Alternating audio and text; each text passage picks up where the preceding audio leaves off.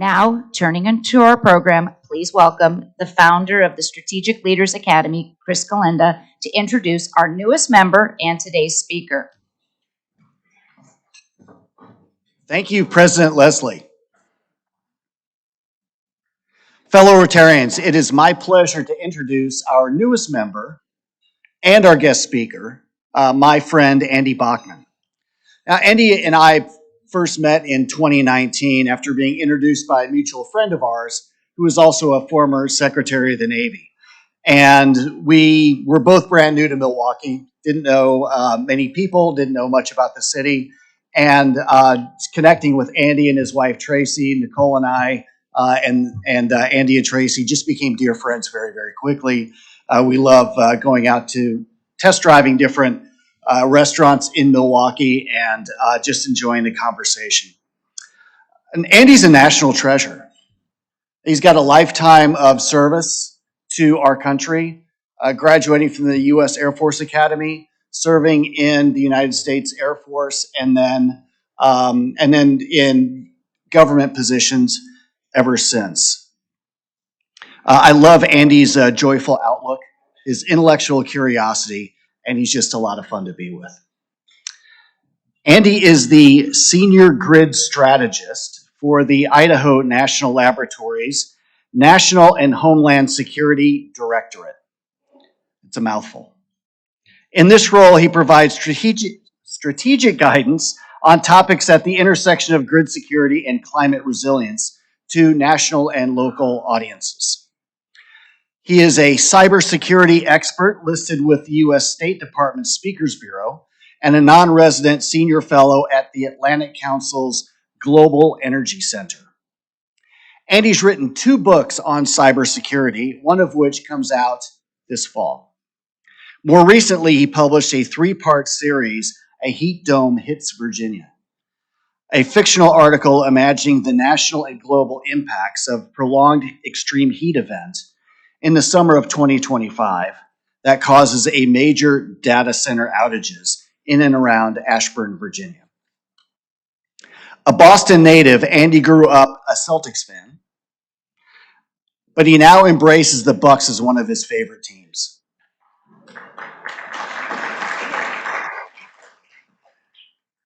He told me recently that he leaves each game between the 2 teams both happy and sad. Now, Andy is also our guest speaker today. He is a member of the task force charged with security for the RNC this summer. And he's going to talk to us a bit about those efforts, how they're going to impact others, and some of the follow-on briefings and information that the task force will have for citizens of Milwaukee. So please give a warm Rotary welcome to our newest member and guest speaker, Andy Bochman.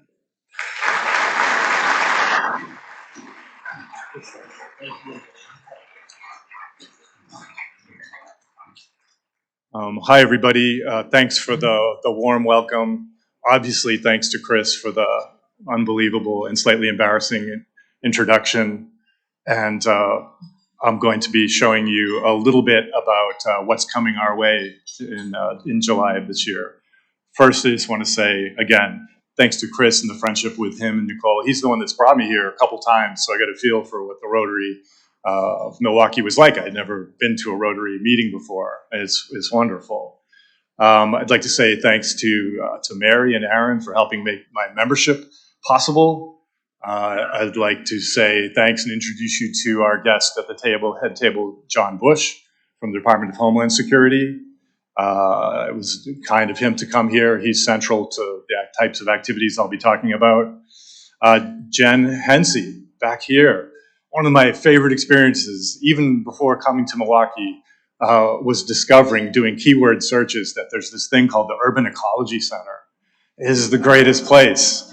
And so those of you who are aware of it, then you already know, can imagine it. Those of you who haven't been there or haven't really heard of it, hopefully your curiosity is piqued, because it's just the greatest thing, having nature in a city that kids and their parents from the city don't have to go on a 2-hour bus ride to experience, to learn and to thrive. So Tracy and I My wife, who's at the head table too, Tracy Stutter, she is the executive director of BID 16. There are these things called BIDs, Business Improvement Districts in Milwaukee and elsewhere. Her is the one that she helps run is where we live. Heading down North Ave, heading west just before you hit Tosa, it's Washington Heights and Uptown Crossing. And we love the Urban Ecology Center so much, she being a native of Wisconsin, that's why we're here. I think that's the same reason Chris is here too. His wife is Wisconsinite. We're fortunate for that happy accident.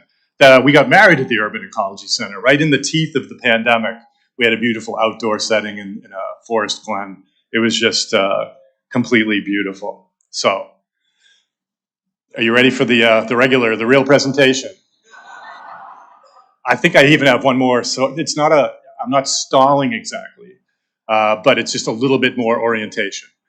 Because once I joined, I thought, from talking with Chris and Mary, there would be some things from the Department of Energy, Homeland Security, our critical infrastructure protection job that would be worth sharing with you, and maybe as like a local service.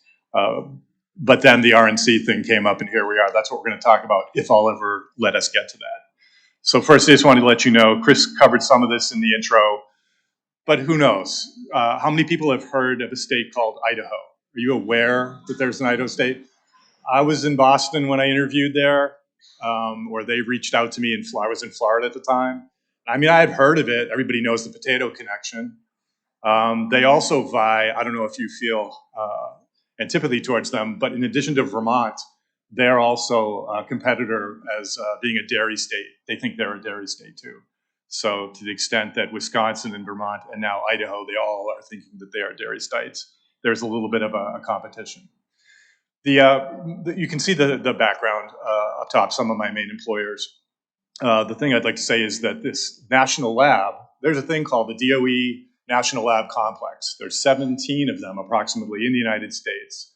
They were born around the time of nuclear war and the Manhattan Project, and you've heard of Los Alamos, you saw Oppenheimer probably, and Sandia and some of the other big ones. Well, there's also one close to us, just outside Chicago, called Argonne. And all of these national labs, their job is to solve the most challenging, most difficult, big, hairy, audacious goal problems that are facing the country and in some cases the world. And when we figured out how to use nuclear energy to make things blow up, there was a national move to also figure out, can we harness it to make electricity? And so it came that it was in Argonne where it started that initiative, but this thing out where there were only jackrabbits at the time, they're like, oh, we could build test reactors out there, and if something goes wrong, won't take out Chicago. So Argonne West was born, and it became Idaho National Lab. And so there's 5,000 engineers and scientists there whose mandate is to research, design, develop, and test reactors to see if they can be successful both in the United States and elsewhere. Their heyday was decades ago. And since then, the nuclear energy industry in this country and in some other parts of the world has been kind of dormant, kind of going down. But now, thanks to our concerns about emissions and climate change, there's a renaissance in nuclear energy. And so they are building some of their very first new test reactors after a long time. They go by the terms small modular reactors and microreactors. You may be somewhat familiar with this depending on your line of work or your curiosity. You'll definitely be hearing more about these things. They're not ready for prime time yet. They're not in Home Depot and aisle 6, but they're coming along. We'll see if they actually make it. One more part about this slide, maybe two. While the lab's focus is on nuclear energy R&D, that begat a twin focus area on critical infrastructure protection. And from a cybersecurity point of view, as things became more digital in the nuclear energy space, and then in all the other energy and the other infrastructure spaces too, that begat a focus on operational technology cybersecurity. Some people say OT cyber, some say cyber physical, some say industrial control systems. But either way, it's the non-pure IT-oriented part of cybersecurity. And so this lab is it's definitely in the United States, the #1 center of expertise on operational technology, industrial cybersecurity. This is where the greatest cluster of experts is, possibly in the entire world. And that was the part that I got hired into approximately 10 years ago. If you can see the right-hand part of the slide, that's a map of Idaho, which many of you acknowledged having some familiarity with. You can see where in the outline, that's the place called the range or the site. That spot of land is as big as Rhode Island. It's about 900 square miles. And again, it's fairly isolated, so you can blow things up there and potentially irradiate things up there a little bit if you needed to. Then to its right is Idaho Falls, the town where the scientists and engineers and business people where they all live. I go there a few times a year. I don't have to be there if I don't want to be. On the right-hand side of that slide is what we use for recruiting. When we're finding somebody who looks like they have a spark in cybersecurity or nuclear energy or any of the other things that lab's pushing on, one of the first questions we ask them is, do you like the outdoors? It's an innocent question. Do you like the outdoors? Because if you do, then my colleagues have you because of what's to the right of Idaho Falls. You start down there with Jackson Hole, a huge skiing destination, but it's just beautiful too. And you move up and you go into the Teton Range, the Grand Teton, and go up further and you get to Yellowstone. These are places that many people in America and the world only get to once in a lifetime on some special holiday trip. But for the people that work there, that's a weekend thing. They get to go there whenever they want to. So it is a special part of not only having a meaningful, mission-driven job, but getting to have this living in a natural wonderland too. That's it. Now we're going to hear about the RNC preparation. Can you stand it? You might have wondered, is he ever going to switch to that? All right, so my guess is several of you, maybe many or most of you, were here or around here about 4 years ago. And you recall we were here, not in the Rotary yet, but in town. We recalled the excitement and the buildup for the Democratic National Convention. It was like all heading up in this big direction, this huge explosion of economic activity. It's going to put Milwaukee on the map in an even bigger way. And suddenly the pandemic came around, and there was this big balloon of expectation got popped and went, This headline I came upon, the disappointment for the town. Well, guess what? It's happening again. It's coming here again. It's not the same party. It's another party, but it is coming, and it doesn't seem like we're going to have a pandemic or some other cataclysm this time. So no promise, but I think it's going to happen. Now, what is this thing? What does it mean for a city to host something like a national convention of one of the major parties? Well, it gets designated by the federal government as a national special security event, an NSSE. If you want to get a feel for what the gravity of this type of thing, just look at the comparables on the right-hand side. Those are the types of event that beget the type of attention and the huge buildup of activity beforehand and during from the federal government, from state and local, from all manner of people, both in the region, in the city and the region, but around the country too. So that's what's coming. These activities are already happening. And I'm just going to basically show you some of these things. I don't like slides with lots of words, but I'll just let you get a feel for the types of things that are in motion in and around Milwaukee as we're in this buildup.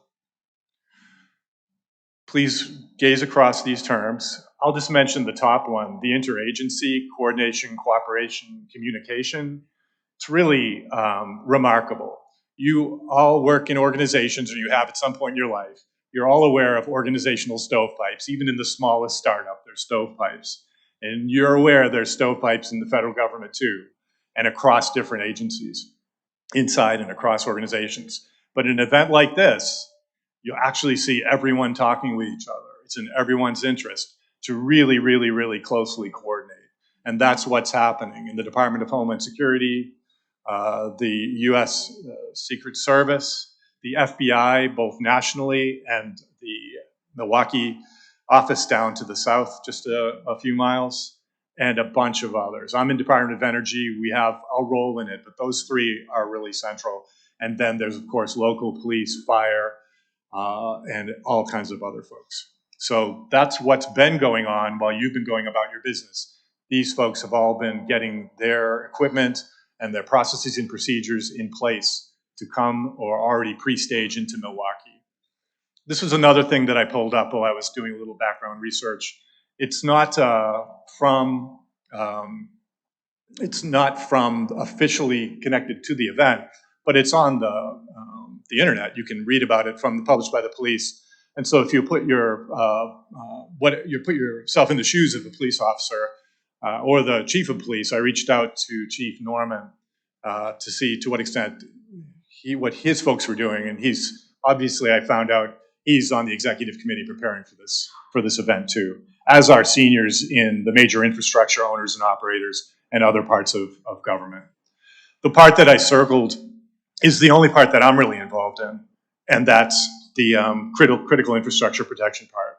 And with John Bush and with others recently, we met with folks in the electric utilities, several different organizations, to try to take their pulse for how prepared they were, how aware they were, and to reach out to them as a service provider and say, is there anything that you need?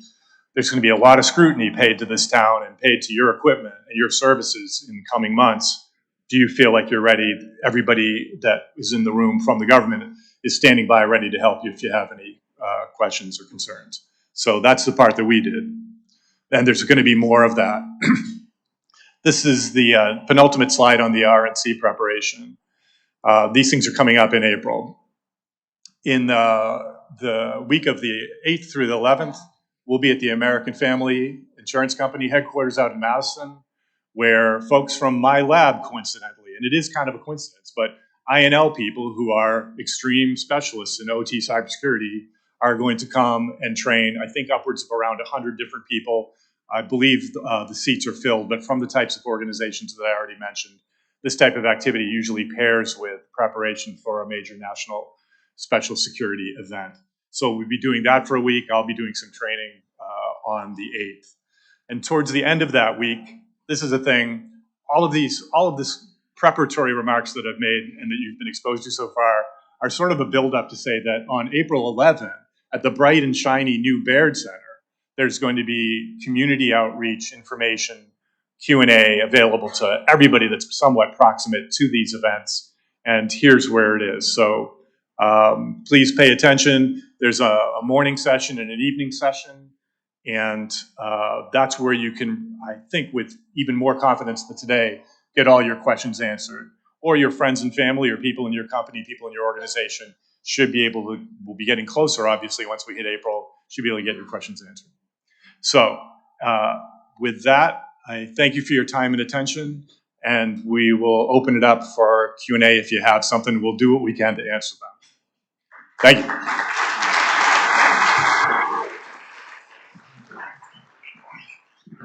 Thank you, Andy. If you have a question for Andy, you may form a line to ask a question behind here. And as always, please keep your questions topical and concise. Also, I meant to say thanks for having me as a member, too. It feels wonderful, and I appreciate the warmth. So, Andy, I'm sure a lot of this is confidential, but what kind of cyber threats have other NSSE events faced in prior situations?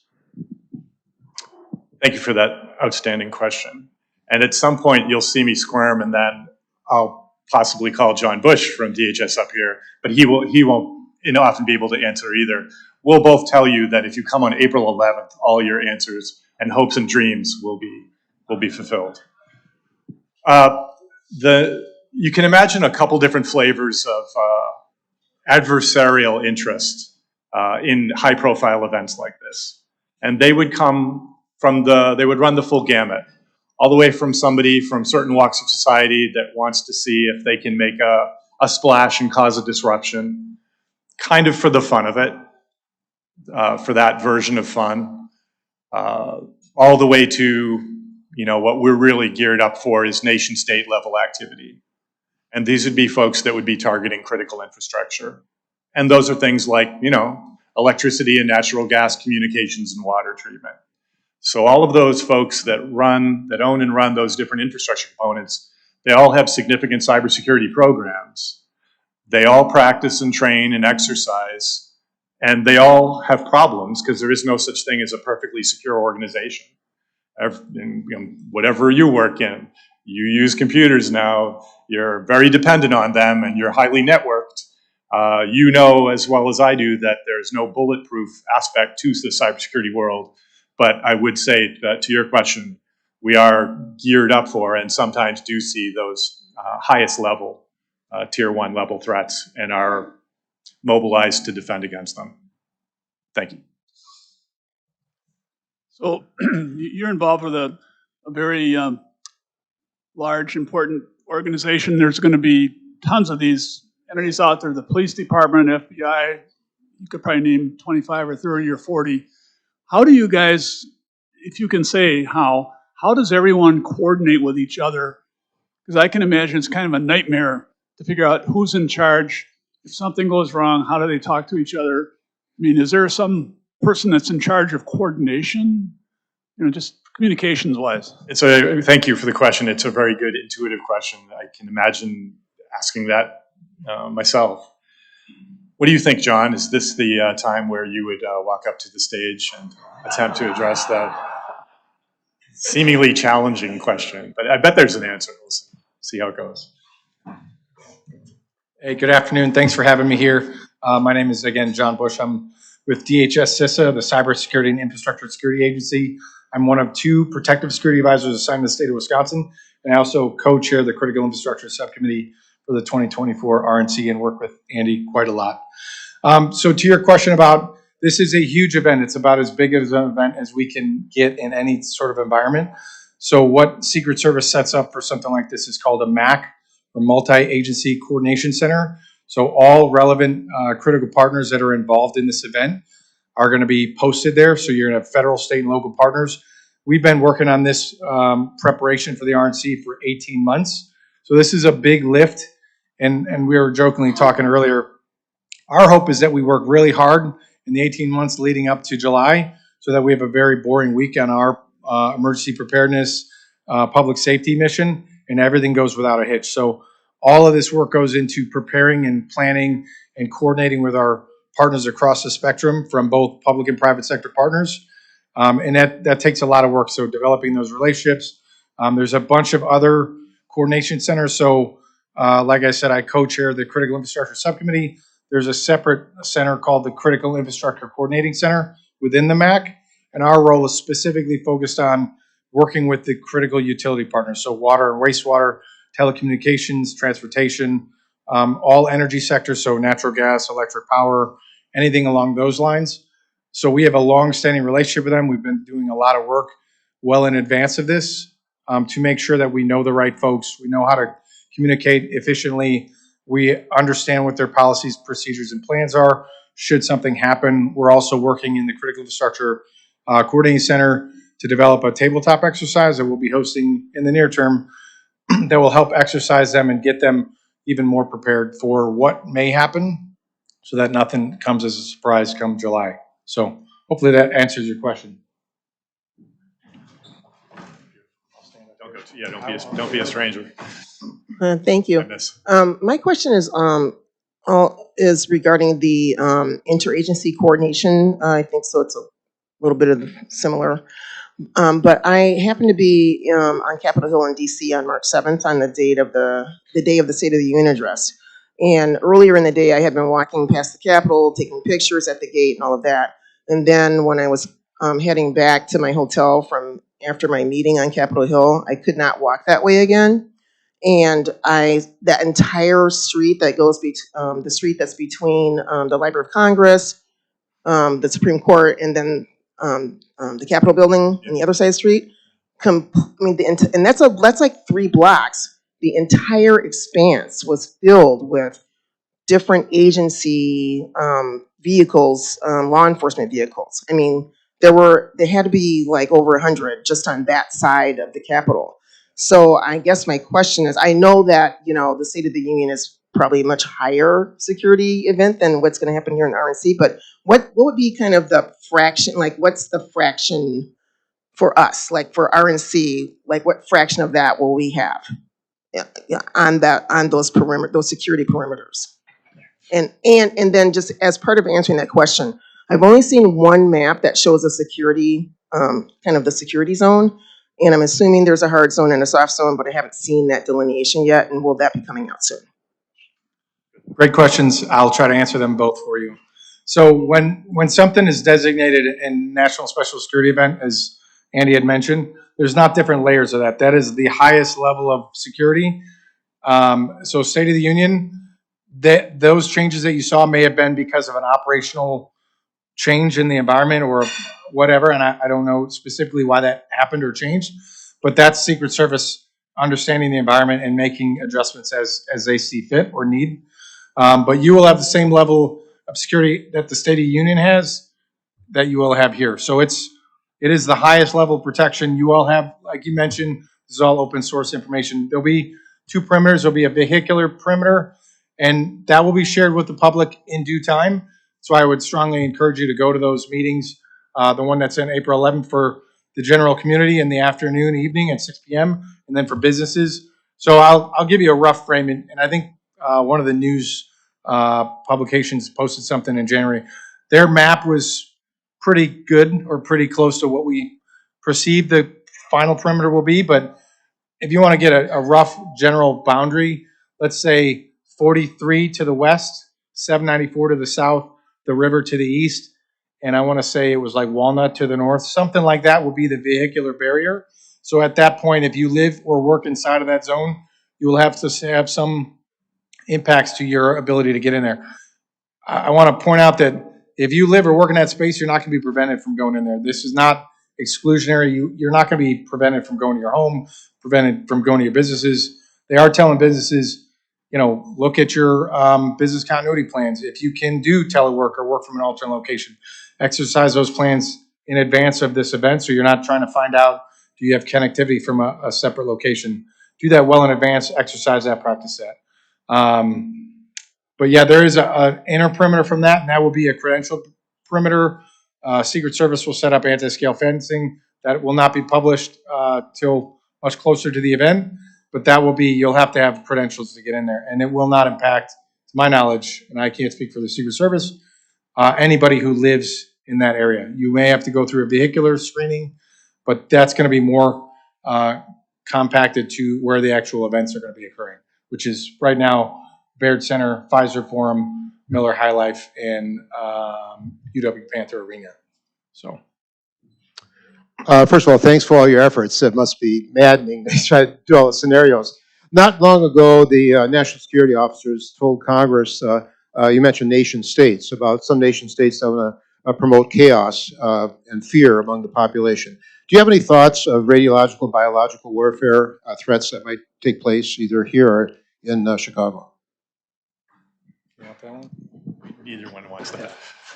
I would say on those lists of bullet points that I showed you earlier, and I think the slides are available. Is that the case? That is one of the focus areas that certain specialist people are trained on and paying attention to for here. In terms of like where from whence they come, I think whatever your suspicions would be, would be about accurate. I also had a follow-on comment to myself. I was thinking about the cybersecurity question. It's semi-related, but it's not radiological, which is every organization that is dependent on digital technology to be able to do their primary mission, to do their key functions, they all have to, or I was going to say they should, but man, they better, and we're trying to make sure they do have a plan B for when they lose confidence, for when they realize that they're no longer fully in charge of their digital systems, of their data, of their networking stuff. Exercise, plan for that rainy day so that when it does come, you know what to do. You have a playbook ready. It's muscle memory. It's not like, oh my God, I can't believe this happened. Believe it could happen, then get ready for it, and that way you can be more confident. And during blue sky days, things are great, but don't forget that it's not always a blue sky day. Today's a good example. Thank you. So a few years back with the Democratic Convention, I think it was considered to be predictable and sedate. Is the predictable warning a little bit higher with regard to this and the unknown factor? And unlike the State of the Union address, this is multiple days. And how will we see the progression of unpredictability and security happen during that week? Let me look at John for a second, and then we'll see what happens.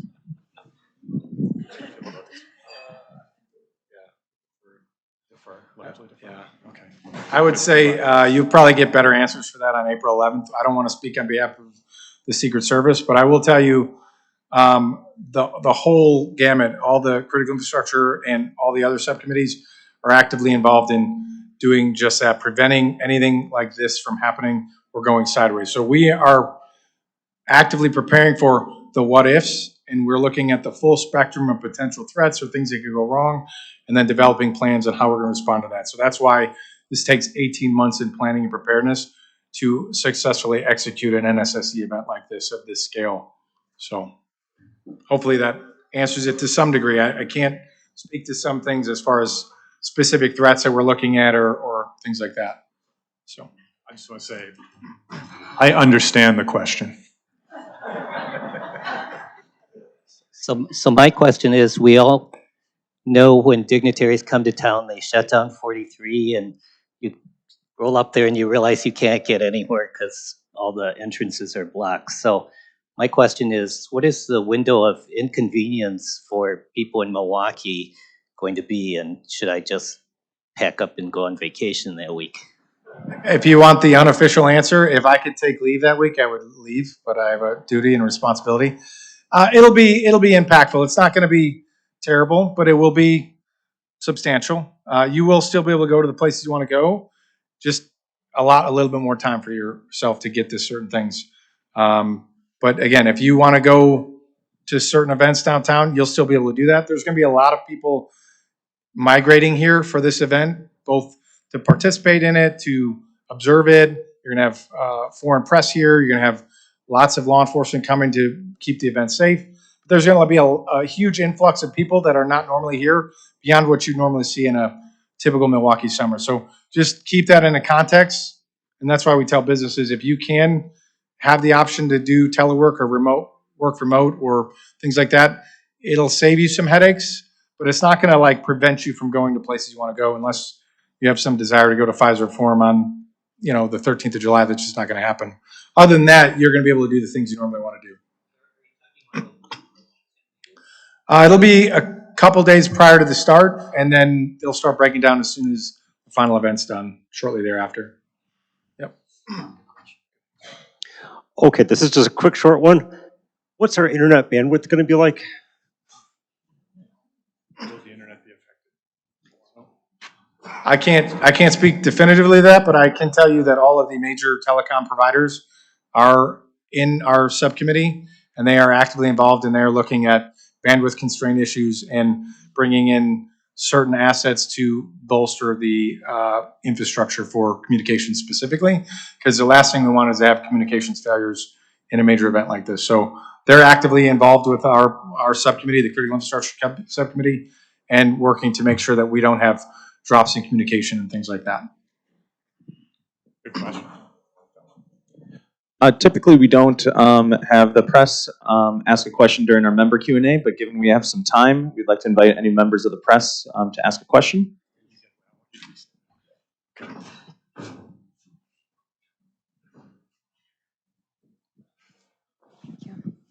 Hi, thanks for being here. Just tell me what your biggest concern is for the city as of this moment. This is just me talking, right? So it's not going to be DHS. Again, all I'll do is, instead of like going outside my swim lane to things that I'm not somewhat knowledgeable or expert in, I'll be tuned in the most on the cybersecurity front.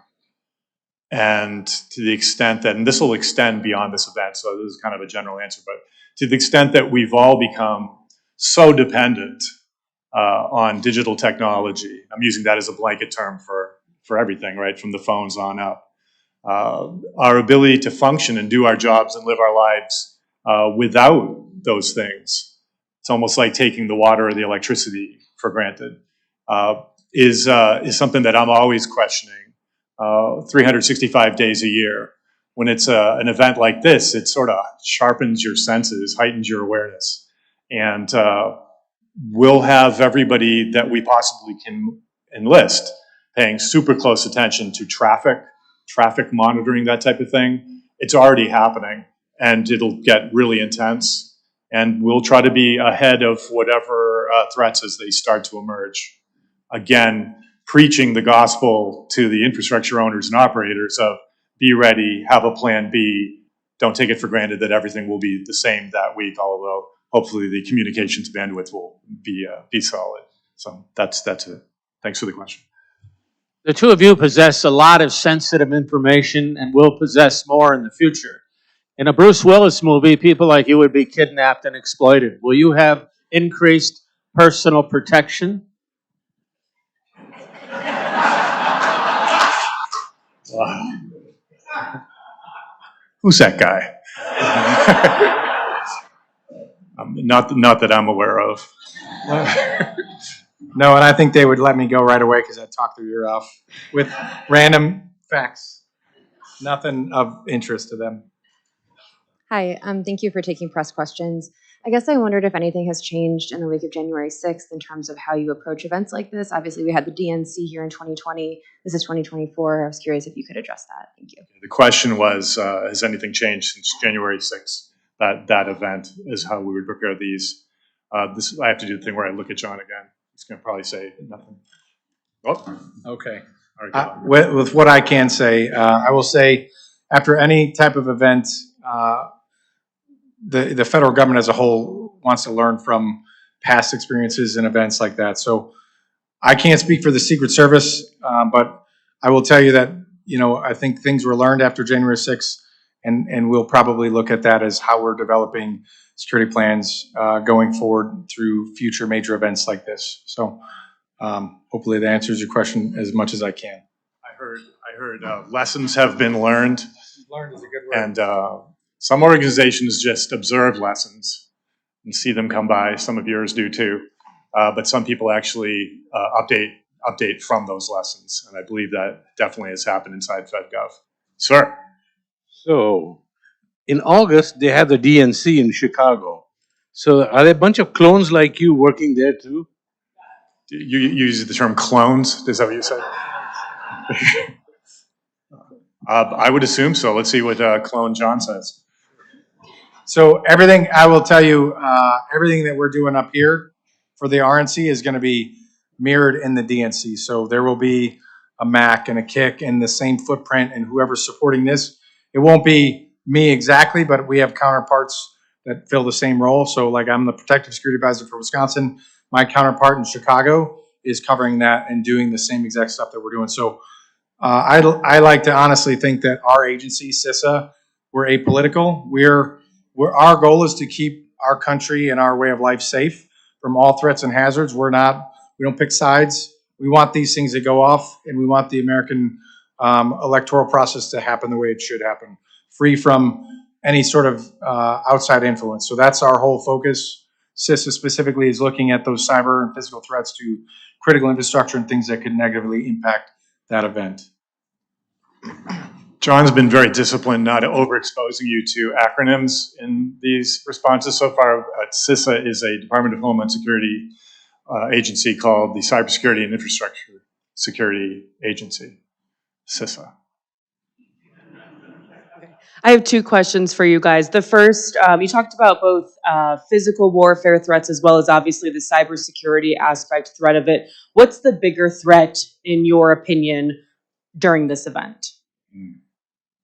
I'll just say, as somebody who's not in the center of the storm, but on the side of it, I think both have to get like a huge helping. And maybe piggybacking on what I was saying earlier, in the old days when there were conventions and we hadn't as fully embraced computers and networking and communications as we have now, the answer would have been physical for sure. People wouldn't even thought of the cyber part.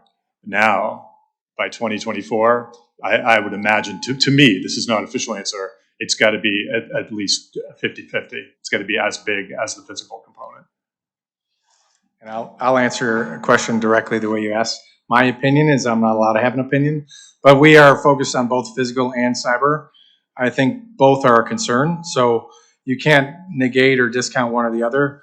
If you do, you set yourself up for potential failure, right? So we are looking at both of them from all spectrums because they are both potentially viable, and we want to be protected against any sort of threat that might come to this event.